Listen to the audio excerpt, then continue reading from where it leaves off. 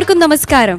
ഇമ്പമാർന്ന മാപ്പിളപ്പാട്ടുകളുടെ മാസ്മരിക ലോകം തീർത്തുകൊണ്ട് കവള 14 രാവ് സീസൺ 2 പവർഡ് ബൈ ടോപ്കോ സംസമിന്റെ ഇന്നത്തെ എപ്പിസോഡിലേക്ക് എല്ലാവർക്കും ഹൃദയം നിറഞ്ഞ സ്വാഗതം. കവള 14 രാവ് സീസൺ 2വിന്റെ ഈ ഒരു ജേർണി സ്റ്റാർട്ട് ചെയ്തപ്പോൾ നമ്മോടൊപ്പം ഉണ്ടായിരുന്ന 25 കണ്ടസ്റ്റൻസ്, അവരിൽ നിന്നും നമ്മുടെ ഈ സെമി ഫൈനൽ സ്റ്റേജ് ഘട്ടത്തിൽ മത്സരിക്കാൻ പോകുന്നത് 8 മികച്ച ഗായകരാണ്. അവരിൽ നിന്ന് ആരൊക്കെയാണ് നമ്മുടെ ദുബായിൽ വെച്ച് നടക്കാൻ പോകുന്ന 14 രാവിന്റെ ഫൈനൽസിൽ മാറ്റൊരുക്കാൻ പോകുന്ന ഗായകരെന്ന് നമുക്ക് കാത്തിരുന്ന് കാണാം. ഇന്നത്തെ മത്സരം തുടങ്ങാം. അതിനു മുന്നേ നമ്മുടെ പ്രിയപ്പെട്ട ജഡ്ജസ് അവരെ ഷോയിലേക്ക് വെൽക്കം ചെയ്യാം. ലെറ്റ്സ് വെൽക്കം ഫൈസൽ അലൈറ്റീൽ, റെനത്ത ആൻഡ് ഷാൻ റഹ്മാൻ.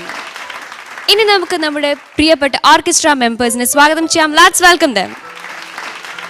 നമ്മുടെ ഈ സെമി ഫൈനൽ സ്റ്റേജ് ഘട്ടത്തിൽ നമ്മുടെ കണ്ടസ്റ്റൻസിന് കോമ്പറ്റ് ചെയ്യാനുള്ള 5 വ്യത്യസ്തമായ റൗണ്ടുകളിലാണ്. നമ്മുടെ ഇന്നത്തെ എപ്പിസോഡിലെ ഫസ്റ്റ് കണ്ടസ്റ്റന്റ് അസദ് ആണ്. So let's hear it up for Asad.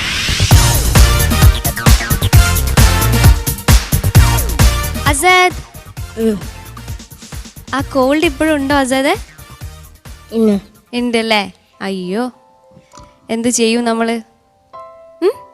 പ്രശ്നമാവോ ഇനിയിപ്പോ പാടുമ്പോ? ഇല്ല അല്ലേ? ഓക്കെ, അസദിന് ആ കോൺഫിഡൻസ് ഉണ്ട്. പിന്നെ എന്താ, ഒരു കുഴപ്പമില്ല, നമുക്കൊരു കുഴപ്പമില്ല. ഇന്ന് ഏത് റൗണ്ടാണെന്നറിയോ? ഫാസ്റ്റ്. അതറിയാല്ലേ, ഫാസ്റ്റ് ചലഞ്ച് സോങ് റൗണ്ട് ആണ്. ഇന്ന് ഏത് സോങ്ങാ സെലക്ട് ചെയ്തിട്ടില്ലേ? മടക്കയാത്രക്കാരി. അതെയോ? നന്നായിട്ട് പഠിച്ചോ പാട്ടെല്ലാം? ഓക്കെ, അപ്പൊ നന്നായിട്ട് പാടിക്കോ. All the best. Let's watch it.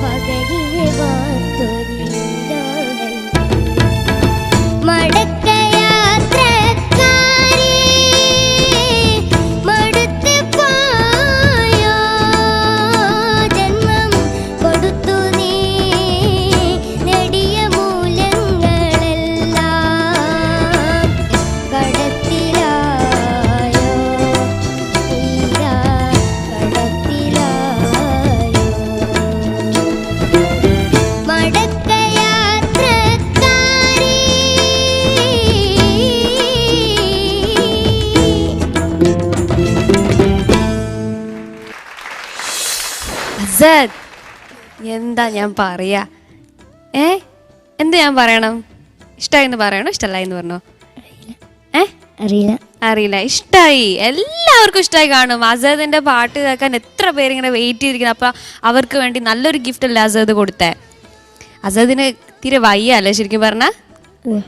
കുഴപ്പമില്ല, നമുക്ക് കമന്റ്സ് അറിയാം. ഓക്കെ, രനത്ത. അസദേ, നന്നായിട്ട് പാടി മോനെ, നന്നായിട്ട് തന്നെ പാടി. കുറച്ച് നല്ല ടഫായിട്ടുള്ള സോങ്ങാണ് അൻവർ പാടിയ സോങ് അല്ലേ? ടെൻഷൻ ഉണ്ടോ പാടിയപ്പോൾ? പിന്നെന്താ ലാസ്റ്റ് ഒരു കയ്യൊക്കെ പോയല്ലോ, അത് നിർത്താൻ വേണ്ടിയിട്ടുള്ളൊരു ഡയറക്ഷൻ ആയിരുന്നു. അവരോട് ഇങ്ങനെ അല്ലേ, ഒരു പുതിയ ഒരു അല്ലേ, ഞാൻ അസദ് അങ്ങനെ കാണിക്കണ കണ്ടിട്ടില്ല.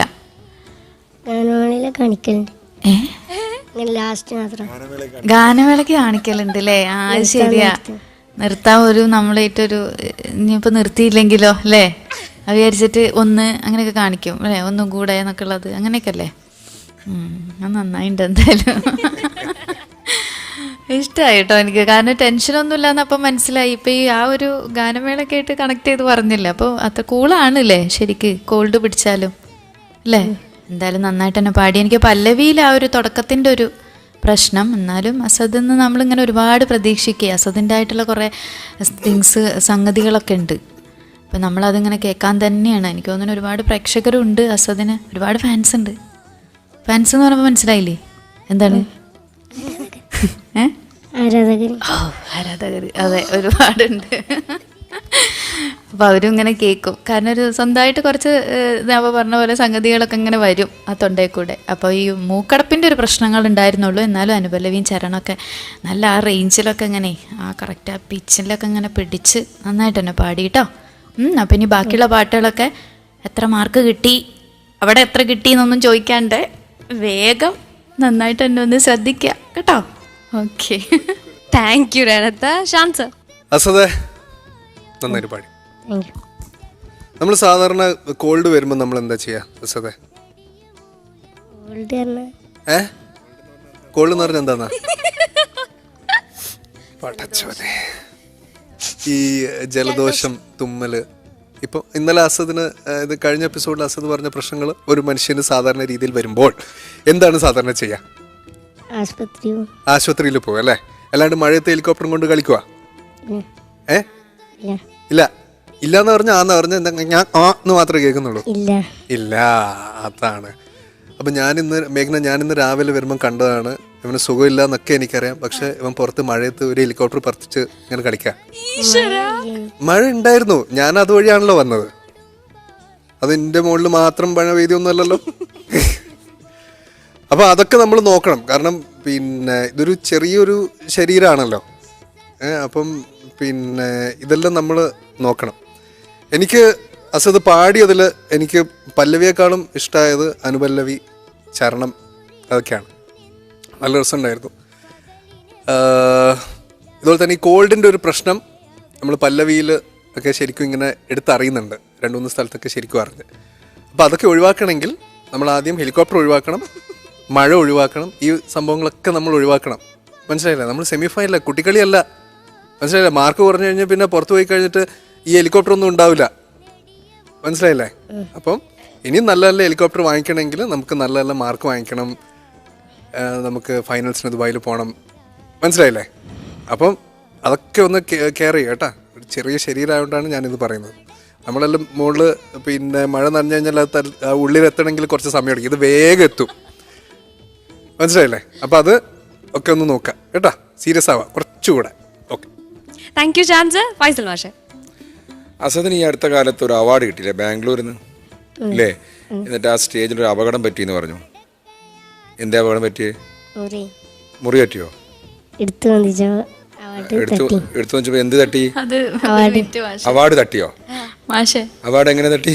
ഒരു മിനിറ്റ്, ഇപ്പൊ ഈ പറഞ്ഞപ്പോ ഞാനത് എന്തായാലും ഇപ്പൊ പറയണം. എൻ്റെ അടുത്ത് വന്നിട്ട് ഇത് വാങ്ങി വന്നതിന്റെ ശേഷനോട് പറഞ്ഞു, അതെ രേനത്തേക്ക് ഒരു അവാർഡും കിട്ടി, ഒരു മുറിയും കിട്ടിട്ടോ. അവാർഡ് തട്ടിയത് അല്ലല്ലോ, അതിനവരൊരു ടേം യൂസ് ചെയ്യുന്നതാ. എന്റെ അടുത്ത് പറഞ്ഞു അവാർഡിന്റെ കൂർപ്പ് തട്ടി. മെമന്റോന്റെ എൻഡ്. അതാണ് പറയുന്നത്. ഞാൻ വിചാരിച്ചത് അവാർഡിൻ്റെ കൂർപ്പ് ഒരു എടുത്ത് പൊന്തിച്ചാണ്ട് എന്നൊക്കെ പറഞ്ഞു എന്നോട്. അപ്പോൾ അവിടെ കൂർപ്പ് തട്ടിയെന്ന് പറഞ്ഞു. എനിക്കൊന്നും മനസ്സിലായില്ല. അപ്പോൾ അങ്ങനത്തെ അത്ര അപകടങ്ങളാണ് സാധാരണ വേറെ പല അപകടം നമ്മൾ കാണാറുള്ളത്. ഒട്ടെ മോനെ നന്നായിട്ട് മോൻ പാടിട്ടോ. ഇത് പിന്നെ ബാപ്പു അവാർഡ് എഴുതിയതാണ്, അൻവർ സാദത്ത് പാടി, ഫുറം ഖയാം തന്നെയാണ്. ഇതൊരു വളരെ പ്രസിദ്ധമായൊരു ഭാര്യമാരുടെ ശ്രദ്ധയ്ക്ക് എന്ന് പറഞ്ഞൊരു മൂവി, അത് ടെലിഫിലിം, അതിൻ്റെ ഒരു ടൈറ്റിൽ സോങ് ആണിത്. ഈ പാട്ട് വളരെ ഹിറ്റാണ്.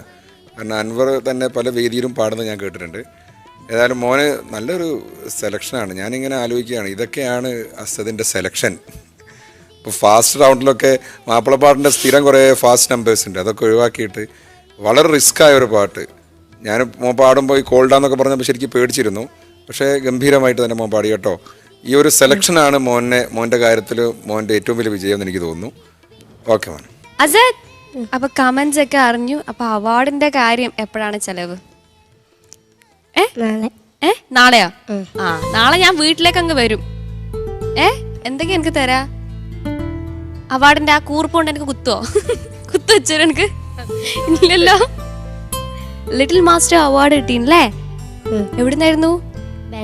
ബാംഗ്ലൂരിന്ന്. ഓക്കെ, ഇനി എന്തായാലും നമുക്ക് ഇതിന്റെ മാർക്സ്, ഈ പെർഫോമൻസിന്റെ മാർക്സ് അറിയാം. ഫൈസൽ മാഷെ 28.5 മാർക്ക്. 28.5 on 30. രണത്ത അപ്പോൾ ഏതായാലും മാർക്ക് തരാം, 28.5. 28.5 again. ഷാൻസ മോനെ ഹെലികോപ്റ്റർ ഒക്കെ ഒഴിവാക്കാം കേട്ടാ. ഇത് സെമി ഫൈനൽ കഴിഞ്ഞ് ഫൈനൽ കഴിഞ്ഞിട്ട് എന്ത് ചെയ്യും? ഹെലികോപ്റ്ററോ കാറോ ബസ് എന്താ വേണമെന്ന് വെച്ചാൽ നീ കളിച്ചോ, മഴയത്ത് കളിച്ചോ. മാർക്ക് എന്ന് പറയുന്നത് 28.5. 28.5. So your grand total is 85.5 on 90. കുഴപ്പമില്ലാത്ത സ്കോറാണ്. ബട്ട് ലാസ്റ്റ് റൗണ്ടിന് എത്ര മാർക്ക് ഉണ്ടെന്ന് ഓർമ്മയുണ്ടോ? ഡ്യുവറ്റ് സോങ് റൗണ്ടിൽ എത്ര മാർക്ക് കിട്ടി അസദിന്? 84.5. ആ, അപ്പൊ കുറച്ചുകൂടി ഇമ്പ്രൂവ് ചെയ്തല്ലോ. ഇനി 3 റൗണ്ടുകൾ കൂടെ ഉണ്ട്, അതിൽ നന്നായിട്ട് പെർഫോം ചെയ്യാം. All the best. Thank you. കൗള 14 രാവ് സീസൺ 2 പവർഡ് ബൈ ടോപ്കോ സംസമിന്റെ ഇന്നത്തെ എപ്പിസോഡിൽ ഇനിയുണ്ട് 2 പെർഫോമൻസ്, അതിനായി കാത്തിരിക്കുക. We are going for a short commercial break on കൗള 14 രാവ് season 2 powered by Topco Zamzam. Break. 14 രാവ് മത്സരാർത്ഥികളെ കാത്തിരിക്കുന്നു. ഒന്നാം സമ്മാനം 10 ലക്ഷം രൂപ, sponsored by Capex Samriddhi rice. രണ്ടാം സമ്മാനം 5 ലക്ഷം രൂപ, സ്പോൺസർഡ് ബൈ ആഹ്ലാദം മുണ്ടുകൾ. മൂന്നാം സമ്മാനം 1 ലക്ഷം രൂപ, സ്പോൺസർഡ് ബൈ ബേബി വിറ്റ. 14 രാവ്, പാട്ടിന്റെ മുഞ്ചുള്ള രാവ്.